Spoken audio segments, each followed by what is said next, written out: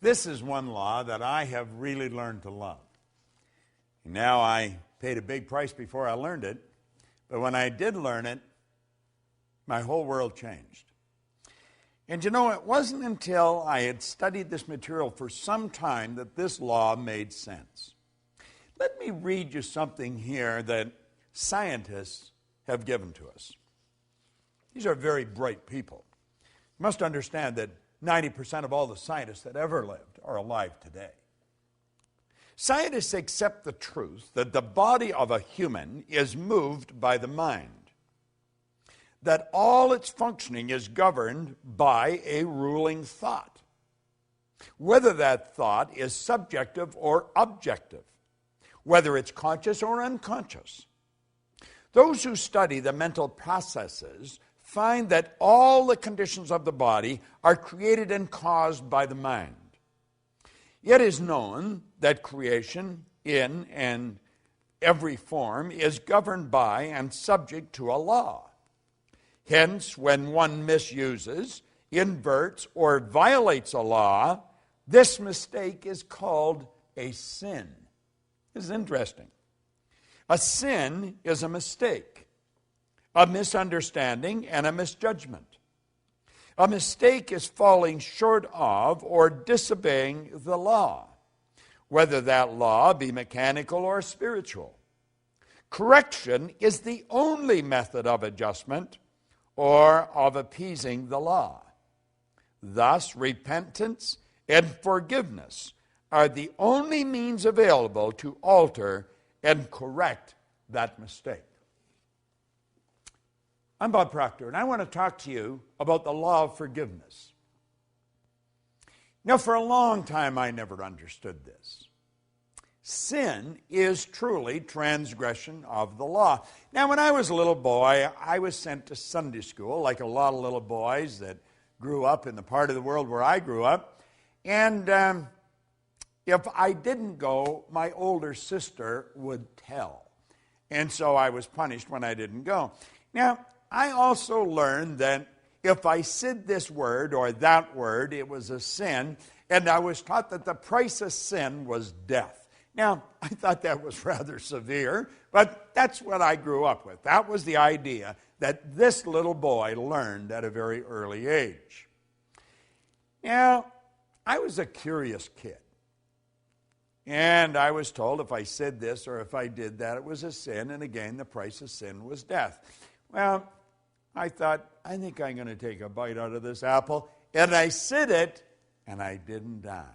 And I thought, aha, I think I'll try this. And I did it, and I didn't die. In fact, it was fun. So I thought, that mustn't be true. But you know, later on in life, as I started to learn the truth about how the universe operates, the laws, I found out it was true. It was my understanding or perception of what these people were telling me. And that was probably the problem. And it probably was even further than that. It's because of their intention of what they were saying, because I think I was getting what they were saying to me. Well, you see, there's a very basic law of life, and that law says create or disintegrate. We're going ahead or we're going back. Now, disintegrate doesn't mean that you're just going to disappear. You know, when we talk about live or die, that doesn't mean that our heart's going to stop and the blood stops flowing and we're either, incinerated or placed in the ground. That's not what that means. It means that we're either going ahead or we're going backwards. That means things are getting better or they're getting worse. If we violate the law, the price of sin is death. Means things are going backwards. Things are not going to be as good as we want them to be. If we live in harmony with the law, we're going to go ahead. So do you see, sin is transgression of the law. Price of sin is you're going to go backwards. Live in harmony with the law, you're going to go ahead. Now, forgiveness is a phenomenal concept. I never used to think much of it. I thought, forgive, what's it mean? It means let go of completely, abandon. Forgive yourself. You can't change what you did. Do you know there's many people wander around with great feelings of guilt? Guilt and resentment are two of the most destructive emotions that you'll ever come up with. I was raised with guilt. Now, I've been telling people for years, if it gets to a point where you can't handle a problem that you've got, you should go to a professional. Well, it's like the guy said, I like a chef that'll eat his own cooking. I was raised with guilt, and so I experienced a lot of guilt, and I was having difficulty getting rid of it. Any little thing I did that, that I just didn't think was right, I would have great guilt over it. So I went to a psychiatrist in Southern California, in Century City. And I only went to that psychiatrist 3 or 4 or 5 times, I guess. And I was on my way down the last time that I went, and I realized I didn't have to go anymore. And I phoned him and I said that I wasn't coming. He said, well, come on down anyway because I like what you're doing. I want to find out more about what you're doing. And he was able to help me get rid of the guilt. It was all a simple concept of forgiveness. Forgive means to let go of completely. Let it go. Forgiving is a very healthy concept.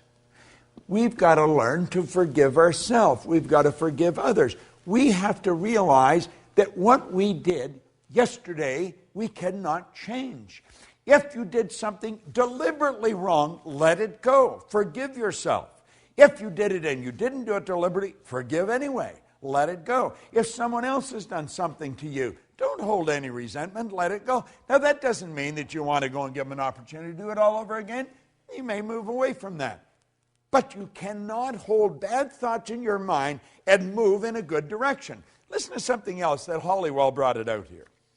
He said, a noted physician talking before a group of other medical people on this very subject of thought being the source of disease was recorded as having said in his concluding remarks, abnormal tumors and cancers are due to a long period of suppressed grief and anxiety.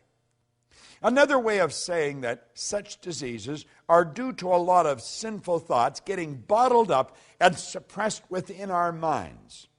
If this state is so destroying, it might be wise for us to probe into our own selves and note the effect our emotions have upon the physical organism. Then let us seek by every means at our command to overcome and abandon and forsake every emotional tug that has a debilitating and disturbing effect. Do you know, that's such excellent advice. Do you know, if you go way back, found out we're just absolutely ridiculous. A lot of bad blood comes from wrong thinking. Try and understand this. Everything works from a higher to a lower potential. When you're dealing with electricity, you must work from a higher to lower potential. We don't even know what electricity is, but we do know the laws by which it operates.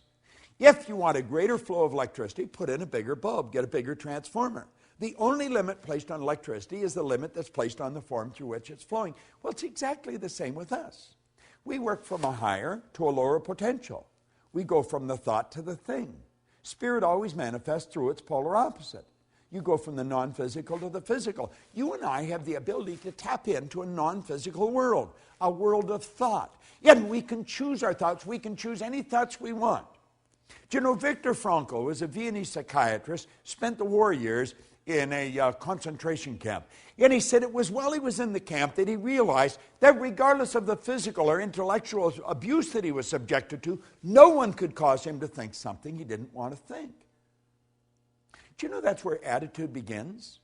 Attitude is the composite of our thoughts, which cause our feelings, which express in actions. See, our thoughts, feelings, and actions, when they're all in sync, that's an attitude. Well, we want to have the proper attitude, and we're going to live in a healthier body.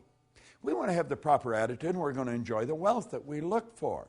We want to enjoy the proper attitude, and we're going to have the friends that we want.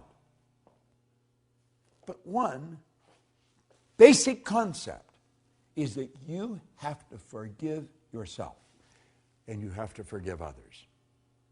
You see, guilt and resentment are without question two of the most destructive emotions that anybody can experience. Of all the laws that you're going to study, this could be one of the most liberating of all of them.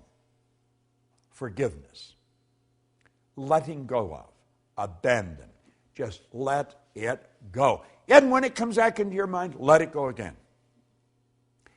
Form the habit of not holding on to anything that's causing you to feel bad. Start to love yourself. Start to respect yourself. Have a healthy respect for what you're capable of doing. And understand this, carrying bad thoughts about anyone or anything is not doing anyone any good. It's sinful. It's destructive. And the price of sin is death. Now, that doesn't mean they're going to bury you, but it may be burying your company. It may be burying your income. It may be burying your friends because they won't want to see you. Forgiveness, it's going to cause everything to grow. It's going to cause you to be healthier. It's going to cause your income to grow, your friends to grow, your business to grow. Forgive. It's a beautiful law. Forgive means to let go of completely, abandon. Replace the thought with one of beauty, with one of plenty, with one of abundance. You'll be glad you did. I did it. I'm a happy, healthy, wealthy guy. And you know something? Lots of energy. It just flows freely to and through me. I forgave me and everyone else that occupied a bad place in my mind. You do the same. The law of forgiveness could be one of the greatest laws you study. This is Bob Proctor. Thank you.